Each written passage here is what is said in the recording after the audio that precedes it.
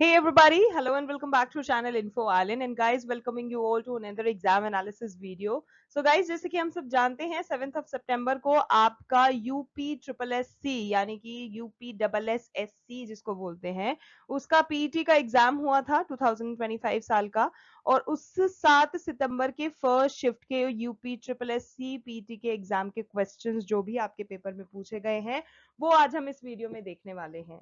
सो मोटा मोटा आपको कंप्लीट एग्जाम एनालिसिस वीडियो मिलने वाला है, पूछे गए सारे ही क्वेश्चंस पता पड़ेंगे और इस वीडियो में आपको मिलेगा एग्जाम का डिफिकल्टी लेवल कैसा था, मेमोरी बेस्ड क्वेश्चंस और एक्सपेक्टेड कट ऑफ क्या थी, वो सब कुछ जानने को। सबसे पहले बात कर लेते हैं ओवरऑल डिफिकल्टी लेवल की। तो guys reasoning section easy to moderate था। मैथमेटिक्स की अगर हम बात करें तो उसका सेक्शन जो था वो मॉडरेट था, जिसमें कैलकुलेशन बेस्ड क्वेश्चंस बहुत ही ज्यादा पूछे गए थे। काफी बच्चों ने ये बताया था कि मैम थोड़ा सा टाइम टेकिंग हो रहा था क्योंकि बहुत ज्यादा कैलकुलेशन करनी पड़ रही थी। इसके अलावा अगर हम बात करें जीके की तो गाइस जनरल नॉलेज और करंट अफेयर्स का जो सेक्शन था वो स्टूडेंट्स के लिए थोड़ा सा ट्रिकी रहा था। खास करके जो रीसेंट इवेंट्स थे और स्टैटिक जीके के जो क्वेश्चंस थे वो बहुत ही ज्यादा फोकस किया गया था, उस पर बहुत ज्यादा क्वेश्चंस पूछे गए थे। तो अगर उन बच्चों ने जिन्होंने जीके को अच्छे से पढ़ रखा था, घोल के पी रखा था, करंट अफेयर्स अच्छे से दिमाग में सेट कर रखे थे, तो उनके लिए तो बहुत आसान था। लेकिन वो बच्चे जो कि करंट और रीसेंट इवेंट्स देखना भूल गए थे या फिर स्टैटिक जीके पे इतना कमांड नहीं था, उनके लिए थोड़ा सा डिफिकल्ट रह गया था। ओवरऑल एग्जाम की अगर हम बात करें तो गाइज स्टूडेंट्स का ऐसा कहना है कि लेवल जो था वो इजी बिल्कुल नहीं था। डिफिकल्ट हम इतना नहीं कह सकते, तो गाइज मॉडरेट लेवल का था। ठीक है, एज पर द स्टूडेंट्स उन्होंने जो बताया है उनके हिसाब से डिफिकल्टी लेवल मॉडरेट थी, इतना ज्यादा टफ भी नहीं था तो इतना ज्यादा आसान तो बिल्कुल ही नहीं था। अब बात करें कुछ ऐसे क्वेश्चंस जो कि मेमोरी बेस्ड क्वेश्चंस हैं और आपके एग्जाम में पूछे गए हैं, तो गाइज आपको इस आगे वीडियो में देखने को मिलेंगे वो सारे क्वेश्चंस। जैसे कि एग्जाम्पल के तौर पे मैं आपको बता देती हूँ मोटा मोटा इन नटशेल। रीजनिंग से जो है ना वो सीरीज आ गया था, ब्लड रिलेशन के क्वेश्चंस आ गए थे जो डायरेक्ट क्वेश्चंस हैं वो। मैथमेटिक्स से आपको परसेंटेज पूछा गया था, प्रॉफिट एंड लॉस, सिंप्लीफिकेशन के जो मल्टीपल चॉइस क्वेश्चंस होते हैं वो पूछा गया था।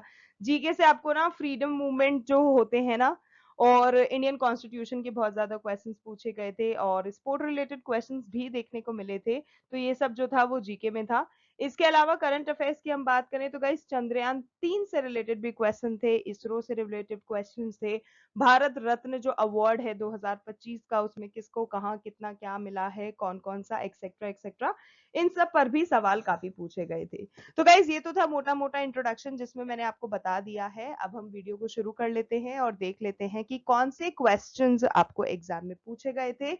रियल क्वेश्चंस हैं तो प्लीज स्टिक विद अस और वीडियो को जरूर से पूरा देखना, कहीं भी स्किप करने की जरूरत नहीं है क्योंकि ये क्वेश्चंस आपको कहीं ना कहीं डेफिनेटली हेल्प करेंगे ही। अगर आप किसी और एग्जाम की प्रिपरेशन कर रहे हो तो डेफिनेटली प्रिपेयर करने में आपको मदद करेंगे क्योंकि जीके जीएस ऐसी चीज है जो कि मोस्टली सभी कॉम्पिटेटिव एग्जाम्स में पूछी जाती है। ठीक है, वन मोर थिंग, अगर चैनल पे नए हो, चैनल को अभी तक सब्सक्राइब नहीं करा है तो please please please just humble request, हम लोगों को इसी तरह से मोटिवेट करते रहो और भी इंफॉर्मेटिव वीडियोस लाने के लिए बहुत सारा प्यार लुटाते रहो, चैनल को सब्सक्राइब करते रहो, नोटिफिकेशन बेल आइकन को हिट करना बिल्कुल मत भूलना क्योंकि that is the only link between you and us.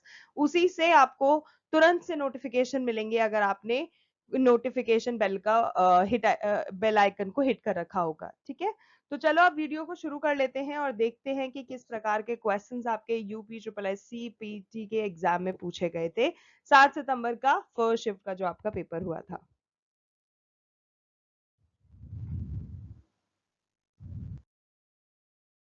So guys before entering to the world of questions मैं आपको एक चीज पहले बताना चाहूंगी, जैसे कि अभी मैंने आपको बताया था कि गुड अटेम्प्ट्स के बारे में भी हम डिस्कस करने वाले हैं। सो गाइज अगर गुड अटेम्प्ट्स की बात करें तो स्टूडेंट्स से जिनसे भी हमारा इंटरेक्शन हुआ है उनके हिसाब से ये रहा है कि जो रीजनिंग है उसका 20 से 22 मान के चलिए, मैथमेटिक्स का 18 से 20, जीके और जो करंट अफेयर्स है उसमें 25 से 28, मतलब कि टोटल आपको 65 से 70 अटेम्प्ट्स जो हैं वो सेफ जोन माने जा रहे हैं। ठीक है, अगर आपने 65 से 70 गुड अटेम्प्ट्स दिए हैं तो वो सेफ जोन में कंसिडर किए जाएंगे। तो that is all about good attempts. Now let's move into the video and look for the questions. So guys, पहला important question है that the citizens have been guaranteed the dash through Article 23 and 24 of the Constitution of India. So guys, इसमें होगा आपका right against exploitations. जो citizens हैं India के उनको guarantee किया गया है आर्टिकल 23 और आर्टिकल 24 के अंदर की जो right against exploitation है वो इसमें आएंगे, ठीक है. So article 23 and 24 have a relation with right against exploitation in our Indian Constitution. अगला है the international Olympic day is observed on, so it is 23rd of June. 20 minutes is what percentage of an hour? तो guys 20 minute जो होता है अगर हम बोलें एक घंटे का तो वो कितना होता है परसेंटेज में? तो गाइस इसको आप दो तरह से लिख सकते हो, 33.33% या फिर 33 होल 1/3%, ठीक है. Next we have Saha institute of nuclear physics is situated in. So guys ये जो साहा इंस्टीट्यूट है आपका, जिसको जो इसका कैंपस है Saha institute of nuclear physics का, जिसको शॉर्ट में सिंप बोलते हैं, SINP, ये जो है आपका ये विद्यानगर जो कि सॉल्ट लेक भी कहलाता है, जो कि आपका north east part of city Kolkata के अंदर है. सो बेसिकली क्योंकि कोलकाता आपको गिवन था तो कोलकाता आपका करेक्ट आंसर हो जाएगा, जहां पर ये Saha institute of nuclear physics which is SINP in short is located, ठीक है. पूरा आपको विद्यानगर जो कि सॉल्ट लेक है located in the north east part of city Calcutta, ये सब कुछ आपको बता दिया गया है. सो गाइस नेक्स्ट क्वेश्चन आपको पूछा गया था that water seed fertiliser technology जो है इसको पॉपुलरली क्या किस नाम से जाना गया था. सो गाइस जैसे कि आप नाम से रिकॉग्नाइज कर सकते हो, वाटर सीड फर्टिलाइजर ये जो है ये ग्रीन रेवोल्यूशन की बात हो रही है, क्योंकि ग्रीन रेवोल्यूशन में इस टेक्नोलॉजी का प्रयोग किया गया था. Next we have which state of India was annexed by Dalhousie was the most unjustified act of British aggression. तो guys इसमें अवध आपका करेक्ट आंसर हो जाएगा. When natural gas methane burns in oxygen of air, what are the products formed? तो guys इसमें correct answer हो जाएगा आपका, जब हम नेचुरल गैस जिस मीथेन जो गैस होती है which is a natural gas, उसको जब हम एयर में, क्योंकि एयर में ऑक्सीजन प्रेजेंट होती है, तो जब उसमें हम बर्न करते हैं तो गाइस कुछ प्रोडक्ट्स बन के निकलते हैं, जैसे कि कार्बन डाइऑक्साइड बनता है और मीथेन के जलने से, और वाटर वेपर बनते हैं. So carbon dioxide and water vapour आपका करेक्ट आंसर होगा. Next, we have in January 2025, who was appointed as the Vice President and General Manager for India and South Asia of PepsiCo. So guys, साल 2025 के शुरू में, when it was the month of January 2025, PepsiCo के लिए नए vice president को और general manager को अपॉइंट किया गया था, जो कि पेप्सिको को इंडिया में और साउथ एशिया में प्रमोट करेंगे, उसका फेस कहलाएंगे, जो कि बने थे Nitin Bhandari. So Nitin Bhandari has become the vice president and the general manager of PepsiCo in January 2025. So Nitin Bhandari is the correct answer. Next आपको पूछा गया था that the modern Olympic games were first held in which city. तो guys वो Athens में सबसे पहले खेले गए थे. Who considered private property to be the cause of all social and economic evils. तो guys Karl Marx was that person जिन्होंने ये स्टेटमेंट दिया था कि जो प्राइवेट प्रॉपर्टी होती है वो ही सारा रूट कॉज है सोशल और इकोनॉमिक इवल्स का. So Karl marks.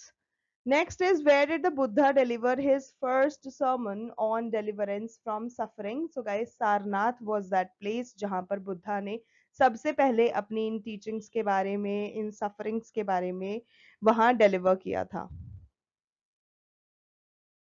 नेक्स्ट है, what is the full form of UNCTAD? UNCTAD एक एब्रिविएशन है जिसको हम शॉर्ट में UNCTAD बोलते हैं, और इसका फुल फॉर्म जो है वो है United Nations conference on trade and development. Next आपको शालीमार बाग का पूछा गया था कि शालीमार बाग कहाँ लोकेटेड है. तो गाइज वो श्रीनगर है, विच इज इंडियन एडमिनिस्ट्रेड जो जम्मू और कश्मीर है वहां पर, क्योंकि जैसे कि आप जानते हो श्रीनगर में part of Srinagar is India's and part of Srinagar is Kashmir. तो गाइज जम्मू और कश्मीर के पार्ट में जो श्रीनगर आ रहा है वहां पर शालीमार बाग स्थित है.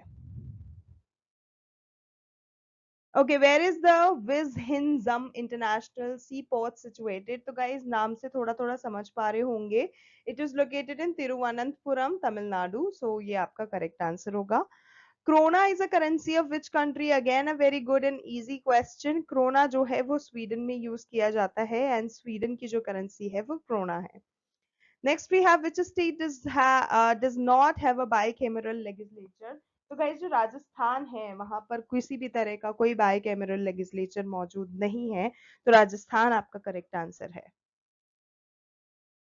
ओके, नेक्स्ट क्वेश्चन आपको पूछा गया था इंडियन इंडिपेंडेंस के बाद का। So guys after Indian independence community development programme जो है वो किस साल शुरू हुआ था, ये आपको पूछा गया था। सो गाइस इंडिया ने जब इंडिपेंडेंस गेन करा था उसके बाद कम्युनिटी डेवलपमेंट प्रोग्राम जो था वो 1952 में स्टैब्लिश हुआ था, 1952 में स्टार्ट हुआ था।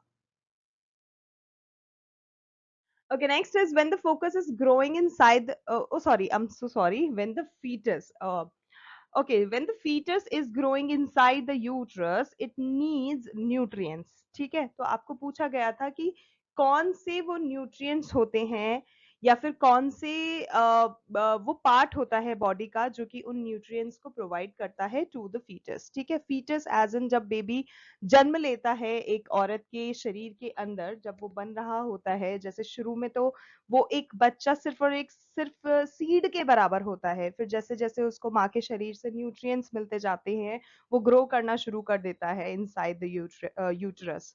तो कौन से ऐसे बॉडी पार्ट्स होते हैं जो कि वो न्यूट्रिएंट्स प्रोवाइड करते हैं टू द फीटस? तो गाइज उसमें आपका प्लेसेंटा नंबर वन। ठीक है, प्लेसेंटा हो गया, एमनियोटिक सैक हो गया, यूट्रस हो गया, ओविडक्ट हो गया, ये सारे ही वो चीजें हैं जहां से बच्चे को न्यूट्रिएंट्स मिलते हैं। Next is which ministry released the annual groundwater quality report 2024 compiled by the Central Groundwater Board on December 31st, 2024? So guys इसमें जो मिनिस्ट्री है जिसने रिलीज करी है ये annual ground water quality report साल 2024 के लिए, ठीक है, जिसको कंपाइल अप किसने करा है? सेंट्रल ग्राउंड वाटर जो बोर्ड होता है वो उसको कंपाइल अप करता है, और सेंट्रल जो ग्राउंड वाटर बोर्ड है उसने उसको 31 दिसंबर 2024 को कंपाइल अप कर दिया था। फिर जो यूनियन मिनिस्ट्री ऑफ जल शक्ति है, जो आपका करेक्ट आंसर होगा, union ministry of Jal Shakti ने फिर उसको रिलीज करा था वही annual ground water quality report 2024 साल के लिए। ओके, अगला है a country with a wide base in its population pyramid likely has what? So guys it's definitely going to have the high birth rate, तो high birth rate आपका correct answer होगा। Simla conference was convened in the year, so guys it was convened in the year 1945 in the month of June। ठीक है, अगला आपको odd one out पूछा गया था, आपको चार ऑप्शंस गिवन थे, उसमें से आपको ऑड बताना था। So guys tasteless, salty, sour, sweet, इसमें ऑड वन आउट कौन सा है? So guys as you can see, salty हो गया, सावर हो गया, स्वीट हो गया, ये सब टेस्ट है। ठीक है, लेकिन टेस्टलेस जो है वो बता रहा है उसका आप कह सकते हो उसके बारे में बता रहा है। So tasteless is definitely being the odd one out here. Next आपको गाइस करेक्टली स्पेल्ड वर्ड जो है उसको पहचानना था, एंड स्पेलिंग्स आपको दे रखी थी GRACIOUS ग्रेशियस, या फिर GRACCIOUS, या फिर GRATIOUS, या फिर GRECIOUS। सो गाइस जो GRACIOUS होती है वो आपकी करेक्ट स्पेलिंग होती है। सो गाइस नेक्स्ट क्वेश्चन आपको पूछा गया था कि which country won the ICC cricket world test championship WTC 2025 का जो टाइटल रहा है वो? So guys it was South Africa जिन्होंने ये खिताब जीता है, सो साउथ अफ्रीका आपका करेक्ट आंसर होगा। नेक्स्ट गाइस आपको एक वर्ड गिवन था विक्ट्री, जिसका आपको एंटोनिम यानी कि उसका ऑपोजिट वर्ड बताना था। सो गाइस विक्ट्री का आपको क्योंकि ऑप्शन में डिफीट गिवन था तो डिफीट करेक्ट आंसर हो जाएगा, which is the antonym of the word victory. अगला है the Rigveda is a collection of how many hymns? So guys 1028 total hymns present है ऋग्वेदा के अंदर, सो 1028। Next, we have the National Agricultural Policy was presented in the Parliament on what date? So, guys, ये जो national agricultural policy है इसको parliament में present किया गया था साल 2000 जुलाई के महीने में, and it was the first ever national agriculture policy जिसको अनाउंस करा गया था जुलाई 2000 में। ये जो पॉलिसी है it basically seeks to actualise the vast untapped potential जो कि हमारा इंडियन एग्रीकल्चर होल्ड करता है, और उनका जो मेन एम था वो यही था कि they really were aiming at achieving a growth rate in excess of 4% per annum in the agriculture sector, क्योंकि agriculture sector जो है वो उस समय में बहुत ज़्यादा बूम पे था और 70 to 80% हमारा जो टोटल पॉपुलेशन है वो इसी sector agriculture which is the primary sector उस पे डिपेंड करता था. Next, we have which crop did ISRO successfully sprout in space, marking a milestone in space-based agricultural research. सबसे पहले तो इसरो की फुल फॉर्म बता देती हूँ, इंडियन स्पेस रिसर्च ऑर्गेनाइजेशन. और अगर हम बात करें कि उन्होंने क्या बोया है वहां पर जाके, तो गाइज लोबिया यानी कि काउपी जो है उन्होंने वहां पे सो करा है इन ऑर्डर टू सी कि स्पेस में agriculture industry, sorry agriculture irrigation farming ये सब कुछ पॉसिबल है या नहीं. So cowpea is the correct answer. Next is Article 170 of the Indian Constitution states that state legislative assembly can have maximum dash members and minimum 60 members. So guys, they can have a maximum of 540 I think members, और जो minimum होते हैं वो सिर्फ और सिर्फ 60 members हो सकते हैं. सो क्योंकि आपको ऑप्शन में 500 गिवन था, सो गाइज आपको मैक्सिमम 500 पर टिक करना था. 500 आपका करेक्ट आंसर होगा. Okay, next question is which mineral is found in monetized sands? So guys, monetized sands में थोरियम का एक मिनरल है जो कि बहुत ज्यादा पाया जाता है. So थोरियम आपका करेक्ट आंसर हैगा. Next is who is regarded as the 24th and last तीर्थंकर in Jainism. तो guys 24th और last तीर्थंकर जो हैं जैनिज्म कम्युनिटी में वो हैं वर्धमान महावीर. So वर्धमान महावीर आपका करेक्ट आंसर होगा. अगला है धौलागिरी माउंटेन पीक जो है ये किस कंट्री में लोकेटेड है. सो गाइस धौलागिरी नाम से आपको वैसे तो रिकॉग्नाइज हो जाना चाहिए, but just in case if you do not recognise, तो गाइस धौलागिरी जो है ये आपका नेपाल में लोकेटेड है. धौलागिरी माउंटेन पीक उसका पूरा नाम है जो कि नेपाल में बसता है. So Nepal is the correct answer. Okay, next question है what type of missile is the Nag mark 2 developed by DRDO. सबसे पहले तो यहाँ पे DRDO का फुल फॉर्म मैं जानना चाहूंगी, आप जरूर से कमेंट करके बताइएगा. सो गाइज अगर हम बात करें उस मिसाइल की जो कि DRDO ने डेवलप किया है नाग मार्क 2, वो जो है वो गाइज एक तरह की एंटी टैंक गाइडेड मिसाइल है जिसको fire and forget anti tank guided missile के नाम से जानते हैं. So anti tank guided missile. Okay, next question we have the headquarters of the Asia Pacific Economic Cooperation APEC जिसे हम शॉर्ट में बोलते हैं is located in. So guys it's in Singapore. Singapore आपका correct answer होगा. Next we have the first bank of India called the Bank of Hindustan was established in. तो guys India का सबसे पहला जो बैंक था जिसका नाम रखा गया था बैंक ऑफ हिंदुस्तान, वो जो है वो 1770 में स्टैब्लिश हुआ था. सो 1770 आपका करेक्ट आंसर होगा. And it was the very first bank in India जिसका नाम था बैंक ऑफ हिंदुस्तान. और ये जो है ये कलकत्ता में, ठीक है, कैलकाटा जो है वहां पर स्टैब्लिश किया गया था. अब अगर हम बताएं कि किसके द्वारा किया गया था, तो गाइज अलेक्जेंडर एंड कंपनी ने उसको स्टैब्लिश किया था कैलकाटा में 1770 में. एंड ये सक्सेसफुली 50 साल के लिए उसने ऑपरेट किया था successfully for 50 years before it was liquidated between 1830 and 1832. तो 1770 में पहली बार स्थापित होने के बाद कलकत्ता में अलेक्जेंडर एक कंपनी के द्वारा स्थापित होने के बाद वो फुल 50 साल तक उसने अच्छे से ऑपरेट करा. फिर 1830 1832 में उसको लिक्विडेट कर दिया गया किसी और के साथ. Okay, next we have when an acid is dissolved in water, the hydrogen present in it separates out as. So guys जो हाइड्रोजन होता है उस पानी के अंदर, ठीक है, क्योंकि उसमें एसिड मिला दिया गया है उस पानी के अंदर, तो जो हाइड्रोजन होगा वो पॉजिटिवली चार्ज्ड हाइड्रोजन आयंस होंगे जिसको अपन H++ के नाम से जानते हैं. Next is Swadeshi was essentially an economic movement because it was promoting indigenous industries and boycotting British made products. This is the reason why जो स्वदेशी था वो एक economic movement बन गया था.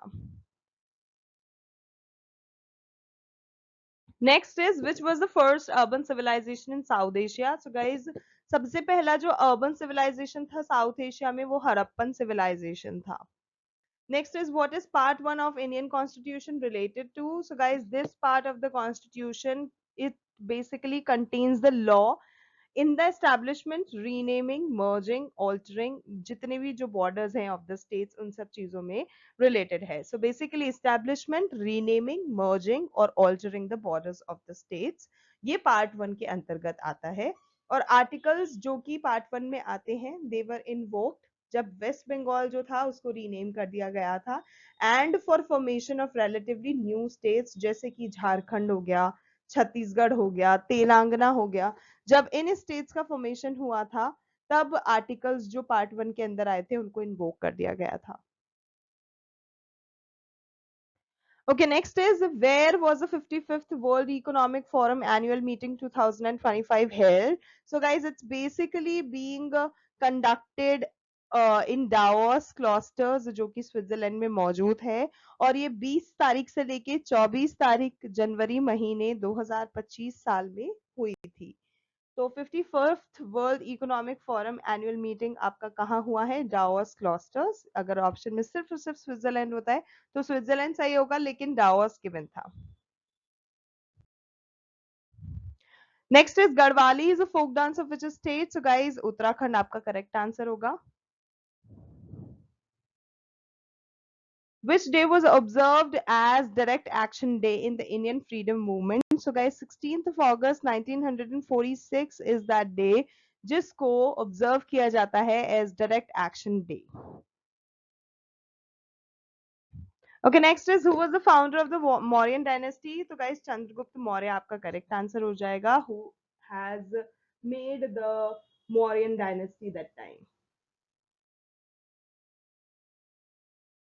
What is the theme of World Day to combat desertification and drought 2025? So guys, World Day पे theme रखा गया था Restore the Land, Unlock the Opportunities और इस थीम के साथ जो डेजर्टिफिकेशन और ड्राउट साल 2025 में देखा गया है वर्ल्ड डे पे ये थीम रख के उसको कहीं ना कहीं कॉम्बैट करने का उन्होंने सोचा है.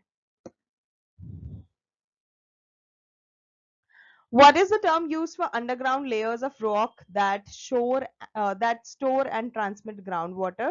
तो guys उसको हम aquifer कहते हैं. So aquifer.